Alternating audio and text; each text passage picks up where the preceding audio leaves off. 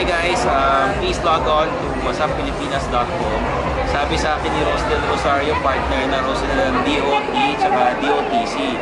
So ibig sabihin nun, pag traffic sa EDSA, pwede kayong mag-log on to WhatsApp Pilipinas, ilagay nyo lahat ang reklamo nyo. Okay?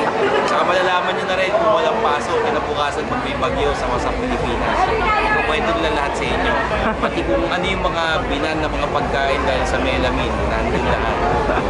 Log on to WhatsApp Pilipinas. Congratulations for being partner with DOT and DOTC. Pati na rin siguro malapit-lapit na yung Malacanang, partner na rin. Malacanang. Oo, partner na rin kami.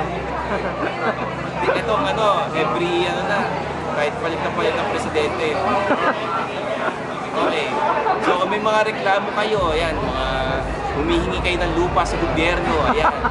Sa WhatsApp Pilipinas yun lang i-reklamo kay Rosdel Rosario. Mamimigay daw siya ng milyones in a few months, no? Maraming pa contest dyan.